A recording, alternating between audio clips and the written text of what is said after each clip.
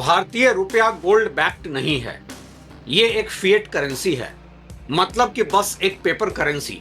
और इसलिए सरकार ज्यादा से ज्यादा रुपया छापती जा रही है, जिससे कि रुपए की परचेज पावर कम हो रही है और महंगाई बढ़ रही है। ये है आज देश में एक आम धारणा, और इसी का एक काउंटर आर्गुमेंट भी सुनने को मिलता है कि अगर रुपया आज गोल्ड बैक्ड नहीं है तो डॉलर कौन सा गोल्ड बैक्ड है। दुनिया की ज्यादातर करेंसी तो बस एक ट्रस्ट बेस्ड करेंसी ही है, फिर इंडिया ज्यादा करेंसी क्यों ना छापे। ये दोनों ही आर्गुमेंट आधी अधूरी जानकारी हैं जो लोगों को सोशल मीडिया पर फॉरवर्ड किए जा रहे हैं। सही सवाल तो ये है कि अगर इंडिया में रुपया गोल्ड बैक नहीं है तो फिर आईएनआर की बैकिंग क्या है। किस आधार पर तय करता है देश और देश की रिजर्व बैंक कि कब और कितना करेंसी छापना है। इसका कोई बेंचमार्किंग है भी, या फिर यह देश की सरकार के सुविधा और सहूलियत से ही तय होता है। क्या इन्फ्लेशन का करेंसी प्रिंटिंग से कोई डायरेक्ट लिंकेज है? आज इस वीडियो में हम आपको समझाएंगे कि देश में करेंसी छपने को लेकर पॉलिसी क्या है, इसका आधार क्या होता है और कैसे इसका असर पड़ता है आम इंडियंस की जिंदगी पर।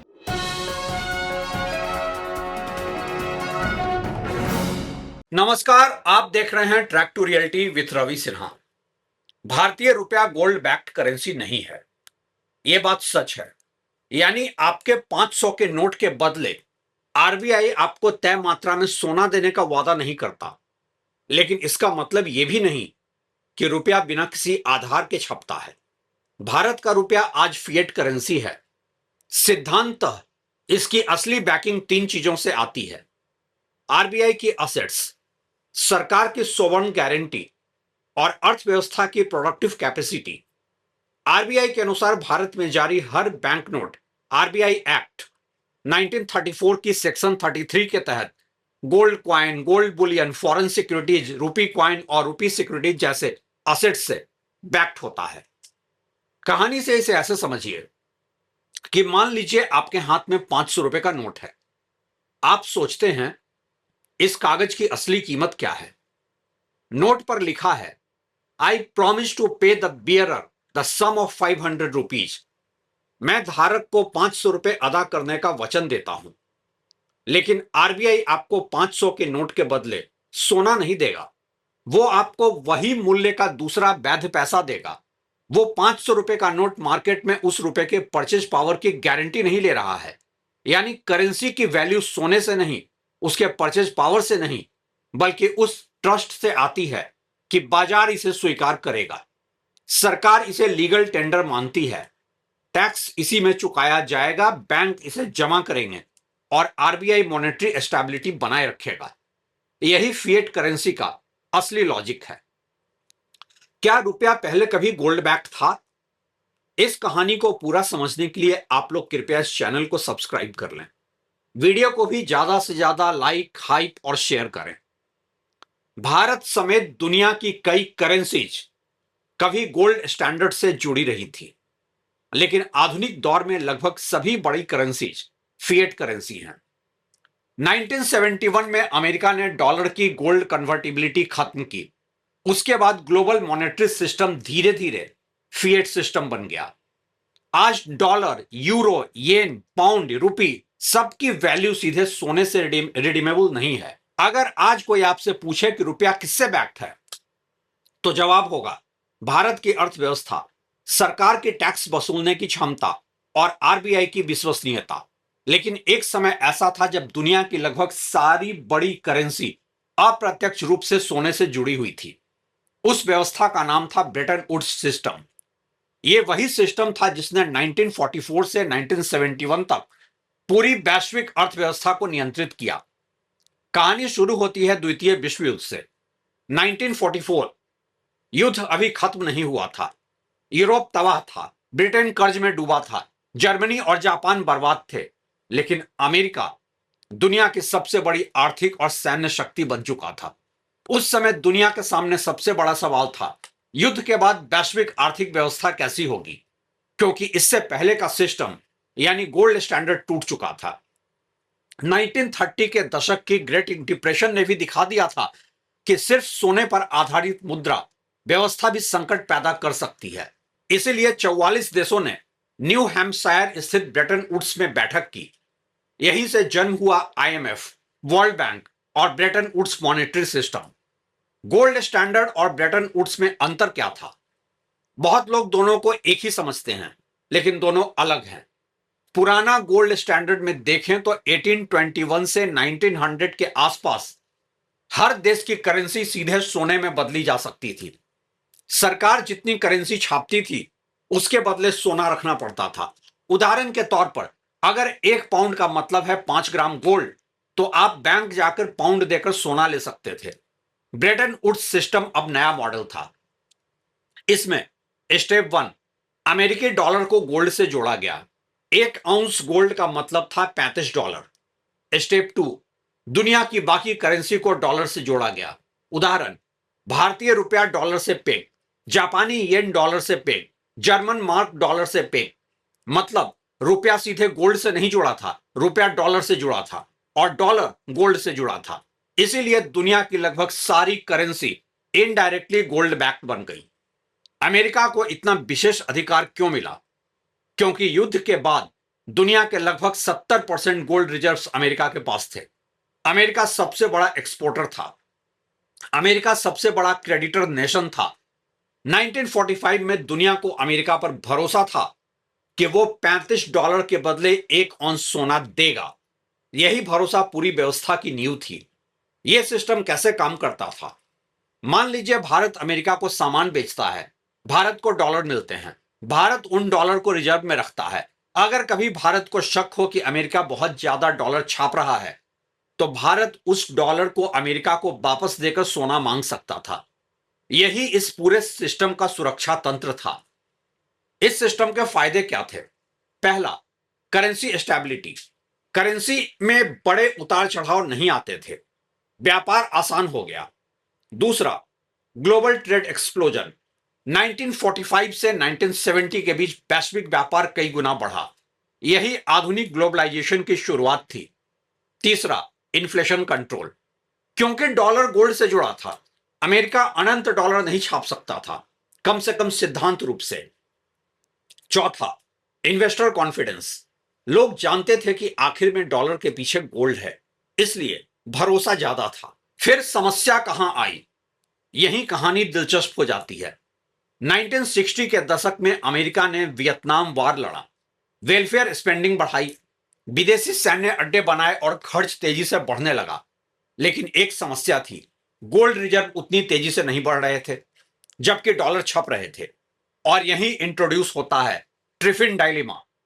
एक अर्थशास्त्री रॉबर्ट ट्रिफिन ने चेतावनी दी, अगर दुनिया को अधिक डॉलर चाहिए तो अमेरिका को अधिक डॉलर छापने होंगे, लेकिन जितने अधिक डॉलर छपेंगे उतना ही गोल्ड कन्वर्टिबिलिटी पर भरोसा कम होगा। यानी सिस्टम में इनहेरेंट कॉन्ट्रडिक्शन आ गया था। फ्रांस ने सबसे पहले सवाल उठाया। 1960 के दशक में फ्रांस के राष्ट्रपति चार्ल्स डे गॉला ने कहा, अमेरिका सिर्फ कागज छापकर दुनिया से सामान खरीद रहा है। फ्रांस ने डॉलर वापस करके गोल्ड मांगना शुरू किया। दूसरे देश भी यही करने लगे। अमेरिका के पास समस्या खड़ी हो गई। 1971 तक स्थिति यह थी, दुनिया भर के केंद्रीय बैंकों के पास जितने डॉलर थे, अमेरिका के पास उतना गोल्ड नहीं था कि वो सभी डॉलर को गोल्ड में बदल सके।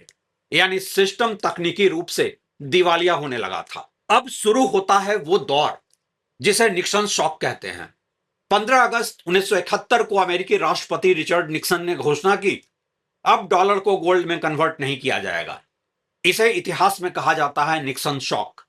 यही वो दिन था जब ब्रेटन वुड्स सिस्टम लगभग समाप्त हो गया। उसके बाद क्या हुआ? 1973 तक फिक्स्ड एक्सचेंज रेट्स खत्म, फ्लोटिंग एक्सचेंज रेट शुरू, फिएट मनी एरा शुरू। यानी अब डॉलर भी गोल्ड बैक नहीं रहा, रुपया भी नहीं, येन भी नहीं, यूरो भी नहीं। आज की दुनिया में करेंसी किससे बैक्ड है? आज की मुद्रा को कहते हैं फिएट करेंसी। फिएट का मतलब होता है सरकार कहती है कि इसकी कीमत है, इसलिए इसकी कीमत है। आज किसी भी बड़ी करेंसी के पीछे सोना नहीं है। फिर डॉलर की कीमत क्यों है? क्योंकि सबसे पहले तो अमेरिकी अर्थव्यवस्था लगभग $30 ट्रिलियन के आसपास की अर्थव्यवस्था है। दूसरी बात यह कि अमेरिकी बॉन्ड मार्केट दुनिया का सबसे बड़ा और सबसे लिक्विड बॉन्ड मार्केट है। तीसरी है अमेरिका की मिलिट्री पावर, चौथी है ग्लोबल ट्रेड, और पांचवी और एक अहम वजह है पेट्रो डॉलर सिस्टम। दुनिया के अधिकांश तेल व्यापार डॉलर में होते रहे हैं। क्या गोल्ड बैक्ड सिस्टम बेहतर था? समर्थकों का तर्क है सरकार मनमाने पैसे नहीं छाप सकती थी, इन्फ्लेशन कम रहता था, मुद्रा अनुशासन में रहती थी। लेकिन विरोधियों का तर्क है आर्थिक संकट में लचीलापन कम था, ग्रोथ सीमित हो सकती थी, गोल्ड सप्लाई पर पूरी अर्थव्यवस्था निर्भर हो जाती थी। मॉडर्न इकोनॉमी के लिए सबसे बड़ी सीख क्या है? ब्रेटन वुड्स की सबसे बड़ी सीख यह है कि करेंसी की असली ताकत सिर्फ सोना नहीं, भरोसा होता है। 1944 से 71 तक दुनिया डॉलर पर इसलिए भरोसा करती थी क्योंकि उसके पीछे सोना था। आज दुनिया डॉलर पर इसलिए भरोसा करती है क्योंकि उसके पीछे अमेरिका की आर्थिक, वित्तीय और राजनीतिक शक्ति है। और यही कारण है कि आज का रुपया, डॉलर, यूरो या युआन सोने से बैक्ड नहीं है। वे अपने अपने देशों की आर्थिक क्षमता, उत्पादकता, कर संग्रह और संस्थागत विश्वसनीयता से बैक्ड हैं। इसलिए असली सवाल यह नहीं है कि करेंसी के पीछे कितना सोना है। असली सवाल है अर्थव्यवस्था कितनी उत्पादक है, सरकार कितनी विश्वसनीय है और दुनिया उस करेंसी पर कितना भरोसा करती है। यही ब्रेटन वुड्स की सबसे बड़ी विरासत है। फिर आरबीआई कितना पैसा छाप सकता है? तकनीकी रूप से आरबीआई अनलिमिटेड मनी प्रिंट नहीं कर सकता। लीगल और इकोनॉमिक दोनों कांस्टेंट हैं। आरबीआई के एफएक्यू के अनुसार किसी साल कितने और किस वैल्यू के बैंक नोट्स छापे जाएंगे, यह कई फैक्टर्स पर डिपेंड करता है। नोट्स इन सर्कुलेशन की एक्सपेक्टेड डिमांड, पुराने फटे गंदे नोटों की replacement need, GDP growth, inflation, interest rates, non cash payment growth, banks और आरबीआई की रीजनल ऑफिसेज से कैश डिमांड की फीडबैक। यानी पैसा ऐसे नहीं छपता कि सरकार ने कहा और मशीन चालू हो गई। मिनिमम रिजर्व सिस्टम को समझना भी जरूरी है। भारत में आरबीआई करेंसी इशू करते समय मिनिमम रिजर्व सिस्टम फॉलो करता है।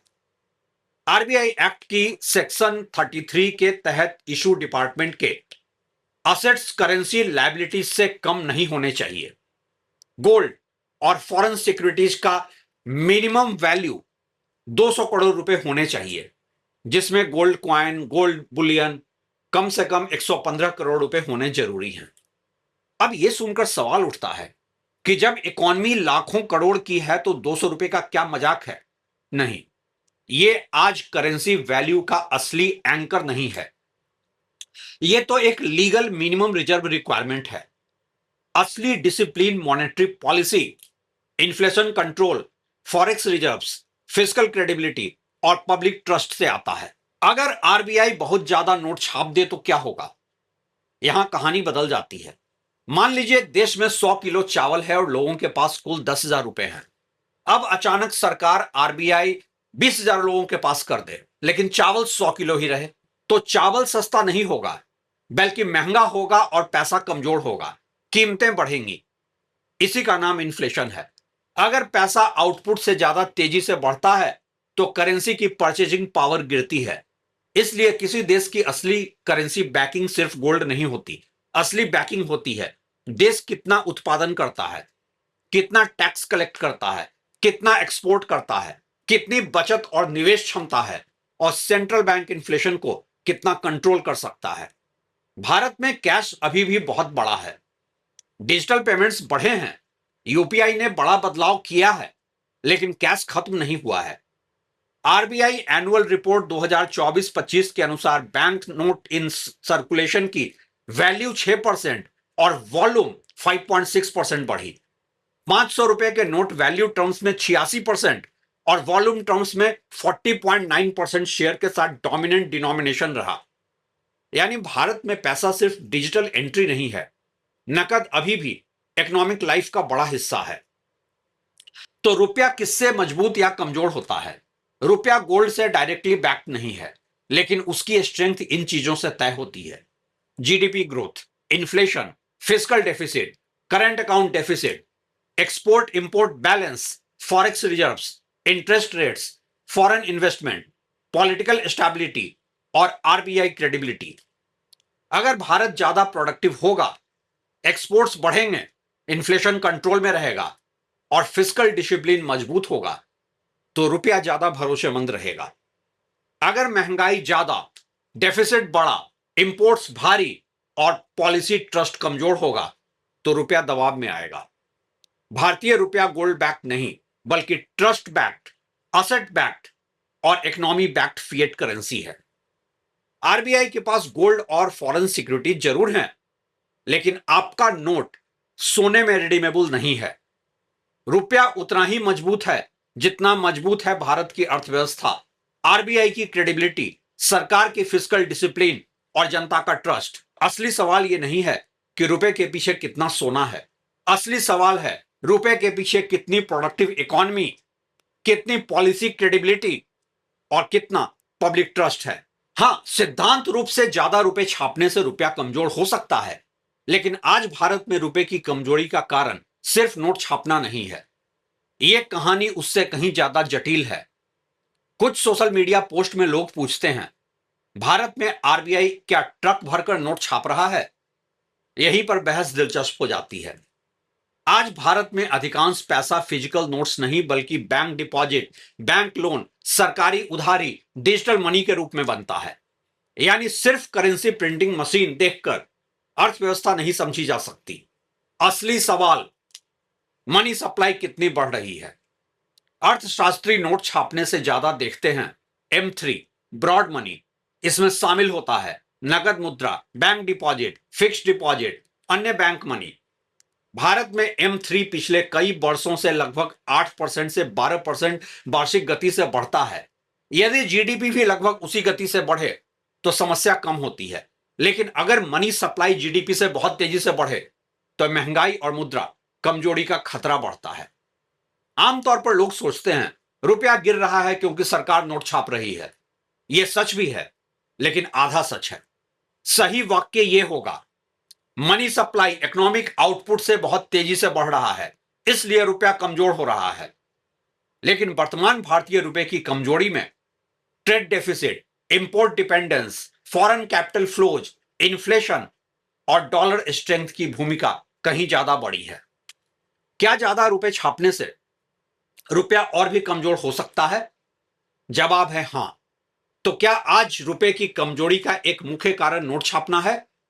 रुपए पे दबाव के कई बड़े कारण हैं। आयात निर्धारित अर्थव्यवस्था, तेल निर्भरता, व्यापार घाटा, विदेशी पूंजी का जाना, डॉलर की मजबूती, महंगाई का अंतर। और यही वजह है कि किसी भी देश की मुद्रा की असली ताकत उसके सोने के भंडार से नहीं बल्कि उसकी उत्पादन क्षमता, निर्यात शक्ति, वित्तीय अनुशासन और जनता के भरोसे से तय होती है। भारत ज्यादा आयात करता है, तेल खरीदता है, गैस खरीदता है, इलेक्ट्रॉनिक्स खरीदता है, सेमीकंडक्टर खरीदता है और इन सब के लिए डॉलर चाहिए। जितना ज्यादा डॉलर की मांग होगी उतना रुपए पर दबाव होगा। ट्रेड डेफिसिट में भारत का इंपोर्ट बिल एक्सपोर्ट से काफी बड़ा है। जब आप दुनिया को कम बेचते हैं और ज्यादा खरीदते हैं तो विदेशी मुद्रा की जरूरत ज्यादा बढ़ती है।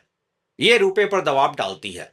फॉरेन इन्वेस्टर्स जब भारत से पैसा निकालते हैं तो रुपया बेचते हैं, डॉलर खरीदते हैं। इससे भी रुपया कमजोर होता है। कई बार रुपया नहीं गिरता, डॉलर मजबूत हो जाता है। और जब डॉलर मजबूत होता है तो दुनिया की लगभग सभी मुद्राओं पर दबाव आता है। लेकिन क्या सरकार अप्रत्यक्ष रूप से ज्यादा पैसा बना रही है? यहां एक महत्वपूर्ण बिंदु है। सरकार सीधे नोट नहीं छपवाती है हमेशा, लेकिन फिस्कल डेफिसिट बढ़ाती है, ज्यादा उधार लेती है। अर्थव्यवस्था में लिक्विडिटी बढ़ती है तो कुल मनी सप्लाई बढ़ सकती है। भारत में सबसे बड़ा खतरा क्या है?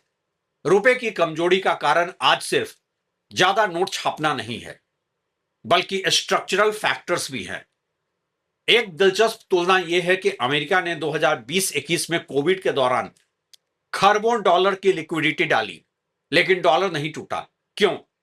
क्योंकि डॉलर रिजर्व करेंसी है। वैश्विक व्यापार डॉलर में होता है, दुनिया डॉलर जमा करती है।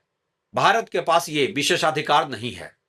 इसलिए भारत अगर बहुत तेजी से मनी सप्लाई बढ़ाता है तो उसका असर डॉलर से ज्यादा जल्दी दिखाई देगा। और शायद आज यही हो रहा है। जब ज्यादा मनी सप्लाई अर्थव्यवस्था के दूसरे और स्ट्रक्चरल वीकनेस के साथ मिल जाते हैं तो आम लोगों की जिंदगी में लाती है वो महंगाई। ये कमजोर होते रुपए की कहानी नहीं है, हमारे और आपके जिंदगी की कहानी है। देश की अर्थव्यवस्था में भरोसे के टूटने की कहानी है। शुक्रिया।